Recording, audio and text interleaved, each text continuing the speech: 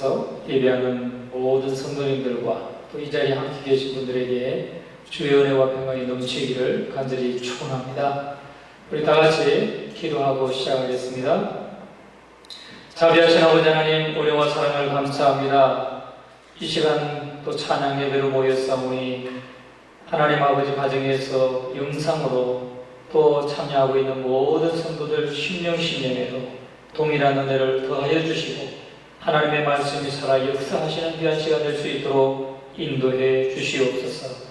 우리의 삶을 온전히 주께서 다스리시고 인도하심으로 말미암아 날마다 여호와를 경배하며 기뻐함으로 날마다 승리하는 우리 모두의 삶이 되게 하여 주옵소서. 예수님 이름으로 기도하옵나이다. 아멘. 하나님의 말씀은 사무엘상 2장 30절 보겠습니다. 사무엘상 2장 30절. 제가 가진 성경으로 구약 성경 411쪽에 있습니다. 411쪽. 사무엘상 2장 30절. 다 같이 한 목소리로 읽겠습니다. 그러므로 이스라엘의 하나님 나 여호와가 말하노라. 내가 전에 내 집과 내 조상의 집이 내 앞에 영원히 행하리라 하였으나 이제 나 여호와가 말하노니 결단코 그렇게 하지 아니하리라. 나를 존중히 여기는 자를 내가 존중히 여기고 나를 멸시하는 자를 내가 경멸하리라. 아멘. 네, 오늘은 특별히 사무엘서를 잠깐 말씀을 통해서 또 공부하고 말씀을 듣도록 하겠습니다. 사무엘서는 사무엘서의 저자와 기록 배경을 보면은 사무엘서와 1학년은 이스라엘 왕정 400년간에 대한 기록입니다. 그래서 여호수아와 사사기 또 사무엘서 11개는 분명 역사서지만 전기 선지서라고 할 수 있습니다. 이것은 이스라엘 역사에 대한 기록뿐 아니라 하나님의 말씀이 어떻게 성취되었는지를 잘 보여주는 그러한 책입니다. 오늘날 사무엘서는 사무엘상, 사무엘하 이렇게 나뉘어져 있지만 본래는 열왕기서와 마찬가지로 그냥 한 권의 책이었습니다. 그러면 사무엘서의 저자는 누굴까? 사무엘서의 저자는 누군지 분명하지는 않지만 사무엘 사후에 여러 명의 선자들이 기록하고 고충했다고 보는 입장이 지배적입니다. 그래서 사무엘서가 다루는 이스라엘의 역사는 크게 사무엘 이야기, 사울왕 이야기, 또 다윗의 등장과 다윗 왕의 초기, 중기, 말기 이렇게 6시대로 구분하고 있습니다. 따라서 이 사무엘서의 내용은 사울과 다윗 모두에게 길어 부었던 이 킹메이커 사무엘과 또 이스라엘 초대왕 사울 그리고 이스라엘 역사상 가장 위대했던 왕 다윗 이 세 사람 중심으로 전개되고 있습니다. 오늘 우리가 읽었던 이 본문 말씀 사무엘상 2장 30절 말씀이 사무엘서를 관통하는 전체를 관통하는 주제라고 할 수 있습니다. 나를 존중히 여기는 자를 내가 존중히 여기고 나를 멸시하는 자를 내가 경멸하리라. 이 구절은 우리가 왜 하나님께 영광을 돌려야 되는지 또 거기에 대한 분명한 대답을 주고 있습니다.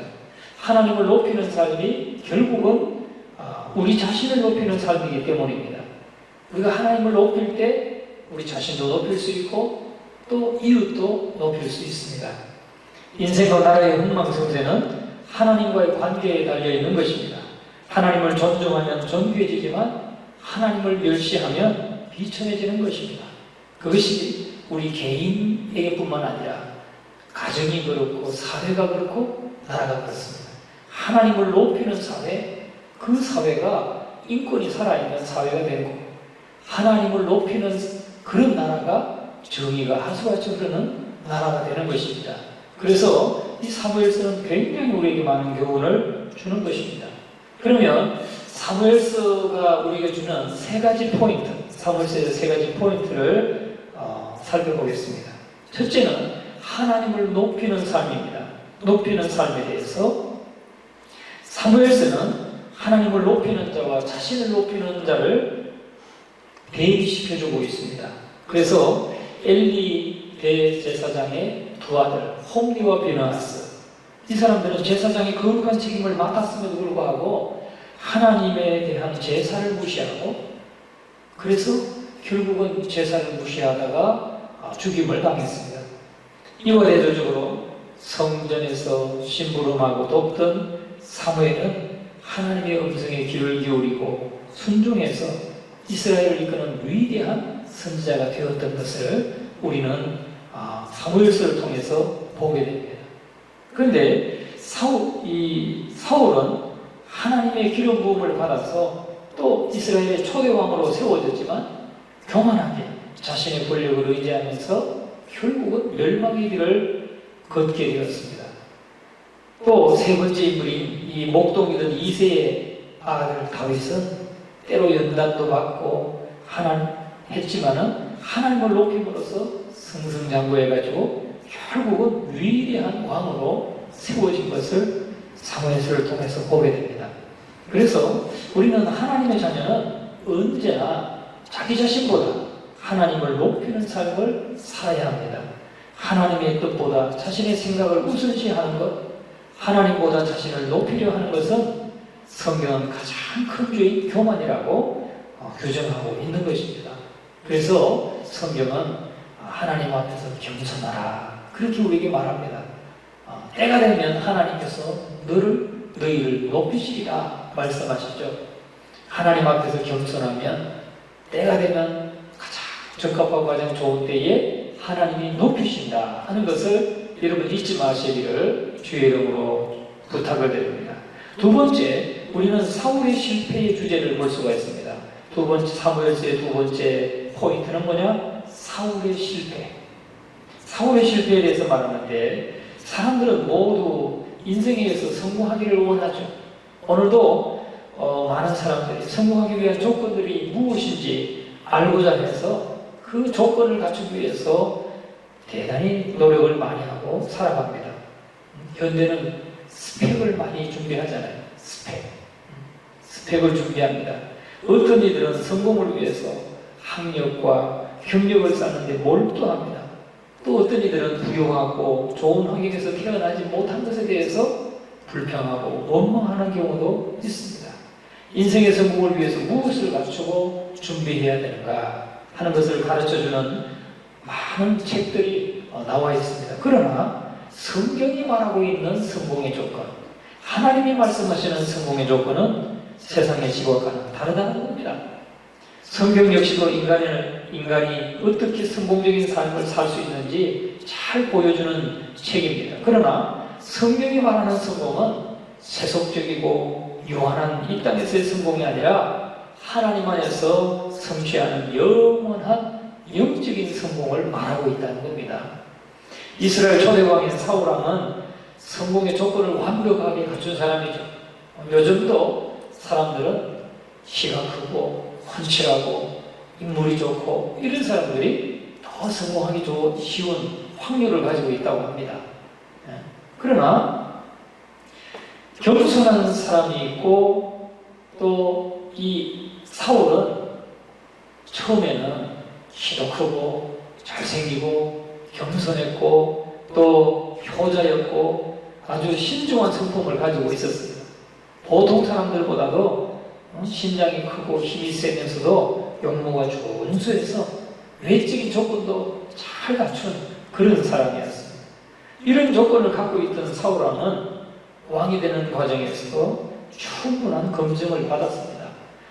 사무엘 선지자와의 개인적인 만남으로 왕이 될 자격을 얻게 되고 확인받고 미스바에 모인 1만 2천 명의 많은 사람들 가운데서 최종 선택을 받았던 사람입니다.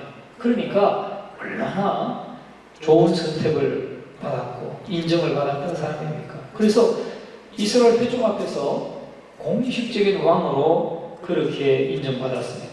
이후에 사울은 곧바로 이스라엘 군사를 이끌고 암몬과의 전쟁에 나가서 승리함으로써 자신의 능력을 입증받았던 사람입니다. 그러나 이처럼 좋은 조건과 훌륭한 그러한 능력을 갖췄음에도 불구하고 사무엘서에 기록된 사울의 인생은 결코 성공한 삶이 아니었다는 겁니다. 사울은 하나님에게 버림을 받았습니다. 게다가 왕이면서도 끊임없이 다윗을 두려워하고 또 여러 가지 정신적 질병에 시달리기도 했습니다. 다윗을 두려워해서 10년 동안이나 다윗을 죽이기 위해서, 그것도 사위인 다윗을 죽이기 위해서 다윗을 온 유대를 쫓아다녔던 그런 사람이기도 했습니다. 그래서 사무엘상 31장 기록에 따르면 그는 결국은 블레셋과의 전투에서 패하여 중상을 입고 길보아 산에서 자살로 생을 마감하는 그런 왕이 되었습니다.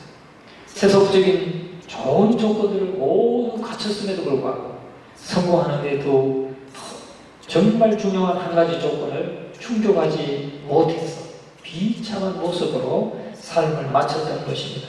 그 중요한 한 가지 조건이 뭐냐? 하나님을 높이고 자신을 낮추는 것이었습니다. 세상적인 조건은 다 갖췄지만, 세상적인 스펙은 다 잘 쌓았지만, 하나님 앞에서 가장 중요한 조건 하나, 하나님을 높이고 자기를 낮추는 그 조건을 하나 갖추지 못함으로 인해서 결국은 그 결말이 아름답지 못했다 하는 것입니다. 여러분, 우리가 이런 사울의 실패를 사무엘서는 말씀하고 있으면서 세 번째 주제는 뭐냐? 세 번째는 다윗의 승리에 대해서 말씀하고 있는 것입니다. 사무엘상에 기록된 사울의 죄는 하나님보다 자신을 높이는 것이었습니다. 13장에서 그는 제사장을 기다리지 않고 자신이 직접 제사를 진행했는데, 이는 하나님께서 드리는 제사를, 하나님에게 드리는 제사를 가볍게 생각했다는 것이죠. 15장에서는 아말렉을 진멸하라, 그렇게 하나님이 명령하셨음에도 불구하고 그 하나님의 명령을 거역하고 자신의 판단에 따라서 아말렉 왕을 살리고 양과 소들을 남긴 것을 볼 수가 있습니다. 이것은 사울이 하나님의 명령보다도 자신의 생각을 우선시했다는 것을 보여주는 것입니다. 더 나아가서 그는 자신의 입지를 위해서 하나님의 선택한 다윗을 여러 번 죽이려고 시도했고, 28장에 가서는 어려운 상황을 극복해보고자 하나님이 아닌 신접한 여인을 의존하기도 했습니다. 젊은 다윗은 이런 사울과는 대조적으로 하나님의 뜻에 순종하여서 많은 위기를 극복하고 결국은 왕의 자리에 오르게 됩니다. 다윗은 30세의 유다의 왕위에 등극해서 7년 6개월 만에 온 이스라엘의 왕이 되고, 그 이후에 33년 동안이나 이스라엘을 통치했습니다. 가장 강성한 나라로 만들었을 뿐만 아니라 33년 동안 이스라엘을 통치했어요. 다윗의 정치적인 승리의 비결은 행정적인 기민성도 있고 영리함도 갖추었고, 하지만은 결정적으로는 바로 사람의 마음을 사는 리더십을 가졌다는 겁니다. 다윗은 사람의 마음을 사는 리더십을 가졌어요. 다윗은 자신을 대적하는 자에게도 긍휼을 베풀었어요. 그게 얼마나 어려워요. 얼마나 어려운 것입니까? 사울을 용서했어요. 자기를 그렇게 죽이려고 10년 동안이나 쫓아다녔던 사울 왕을 용서했어요.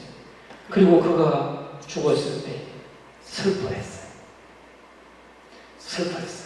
그리고 그 사울의 사람들, 사울의 충성스러운 신하들, 아브넬이 죽었을 때도 애도하고 이스보셋을 장사 지내주고, 자기가 그 압살롬에게 압살롬이 반란을 일으켰을 때 도망갈 때 사울의 사람이었던 시므이가 저주하고 욕하고 했지만 그도 용서하고, 무비보셋, 바로 그 자기의 친구 요나단, 사울의 아들 요나단, 또 사울의 손자인 무비보셋을 식탁에서 함께 식사를 했습니다. 그러니까 자기의 적이라고 할 수 있는 사람의 그 가문과 그의 신하들과 충성된 사람들에게도 그는 긍휼을 베풀고 용서했던 것을 보여줍니다. 그래서 온 이스라엘의 사람들의 마음을, 백성들의 마음을 샀다는 것이죠. 그러니까 자기 사람들만의 사랑이 아니고 그 나라의 온 백성들 모두의 왕으로서 그렇게 했던 것을 볼 수가 있습니다. 다윗은 군사적으로도 크게 성공해서 블레셋, 모압, 암몬, 욥바, 소리아, 에돔, 아말렉 모든 지역까지 국경을 확장했던 것을 볼 수가 있습니다. 사울왕때 1만 6천 평방킬로미터였던 영토가 다윗왕때는 그 10배인 15만 6천 평방킬로미터로 넓어진 것입니다. 다윗은 37세에 통일 왕국의 왕이 된 이후에 49세까지 전성기를 구가했습니다. 그런데 이 다윗에게 있어서, 다윗의 승리에 있어서 우리가 잊지 말아야 되는 것 한 가지는 뭐냐? 그는 하나님께 인정을 받았고, 그리고 법궤를 예루살렘으로 옮겨와서 예루살렘을 정치와 종교의 중심지로 회복시켰다는 겁니다. 그러나 이 다윗마저도 11장에 가면 다윗 왕국이 내리막길을 걷게 되는 사건이 일어납니다. 자기 수하에 있던 우리아를 죽게 하고 그의 아내 밧세바를 취하는 죄를 범한 것입니다. 그래서 이 다윗 왕도 그 가정에도 내리막길이 있게 되고 나라에도 내리막길이 있게 되었습니다. 다윗의 생애에 골리앗과 밧세바는 분수령을 이룬 사람이었어요.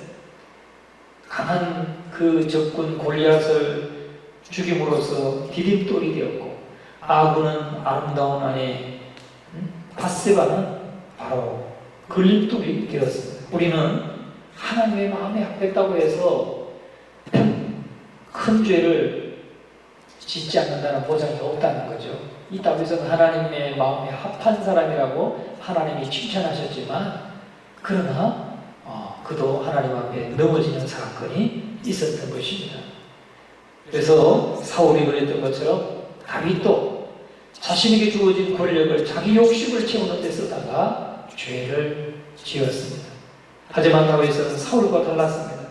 하나님이 보내신 나단 선자의 그 선자를 통해서 자신의 죄가 드러났을 때 그는 곧바로 하나님 앞에 무릎을 꿇고 회개했던 것을 볼 수 있습니다. 그래서 결국은 하나님의 용서를 받게 되죠. 그러나 그 죄의 결과로서 자기의 가정에는 반목과 질시와 근친상반, 미움과 복수, 살인과 반역, 이러한 죄의 열매들을 거두게 되는 것을 볼 수가 있습니다. 다윗은 백성에게 조롱받고 신하들에게 배신당하고 자녀를 잃게 되는 그러한 이 슬픔의 씨앗을 거두어야 했다는 것이죠. 그게 바로 하나님의 합당한, 하나님의 마음에 합한 사람이라고 인정을 받았음에도 불구하고 마음이 높아져서 망심해서 그렇게 죄를 범한 결과였습니다. 특별히 노년에는 사랑하는 아들 압살롬이 반란을 일으켜서 심한 고통을 받게 되었습니다. 그러나 회개함으로써 다시금 용서받은 다윗은 하나님의 능력으로 무사히 자신의 사명을 마무리할 수가 있었습니다. 다윗이 이스라엘의 가장 위대한 왕으로 성공적인 인생을 살 수 있었던 것은 평생토록 하나님을 높이고 인정한 그를 하나님이 높여주시고 지켜주셨기 때문입니다. 오늘날 우리는 삶의 성공과 실패가 하나님께 달려있음을 기억해야 됩니다. 사랑하는 성도 여러분, 하나님을 높임으로써 그 영광에 참여하는 삶을 살아야 한다는 것이 사무엘서가 오늘 저와 여러분에게 주는 교훈인 것입니다. 우리 저와 여러분의 인생에서 하나님을 높이고 자신은 낮추고 또 늘 하나님 앞에 겸손히 엎드리는, 그리고 하나님과의 좋은 관계, 하나님과의 가까이 섬기면서 하나님과 좋은 관계를 맺는 것이 바로 우리가 인생에서 승부하는 지름길이다 하는 것을 잊지 마시기를 주님의 이름으로 축원합니다. 기도하겠습니다. 자비하시고 영화로우신 하나님 아버지, 은혜와 사랑을 감사합니다. 사무엘서가 우리에게 주는 교훈과 같이 하나님은 우리가 하나님을 존중히 여길 때 하나님도 우리를 존중히 여기신다고 말씀하셨습니다. 우리가 하나님을 높이고 하나님 앞에 겸손히 엎드릴 때에 때가 되면 저희에게 은혜를 베푸시고 높이신다 말씀하셨사오니 늘 하나님 앞에 겸손한 우리가 되게 하여 주옵소서. 하나님 앞에 겸손히 엎드리며 기도하며 나아가는 우리들을 되게 하여 주셔서 이 땅의 모든 그리스도인들이 하나님 앞에 겸비하고 겸손히 나아가므로 하나님의 긍휼을 받는 그런 승리의 삶이 되게 하여 주시옵소서. 사울의 실패와 다윗의 승리를 보면서 우리가 그것을 참으로 그 귀한 교훈을 우리의 마음속에 새기는 그러한 지혜로운 성도들 될 수 있도록 인도해 주시옵소서. 코로나 바이러스를 속히 소멸시켜 주셔서 우리에게 이 모든 아버지 하나님 모든 생활들이 정상적인 생활로 회복될 수 있도록 주님 도우시고 역사하여 주시옵소서. 이 나라와 이 민족을 하나님 기억해 주시고 하나님 앞에 겸손한 이 나라가 되게 하여 주시옵소서. 하나님을 높이고 자신을 낮추는 그러한 나라가 되게 하여 주시옵소서. 모든 영광 전기를 돌려옵고 예수님의 이름으로 간절히 기도하옵나이다. 아멘.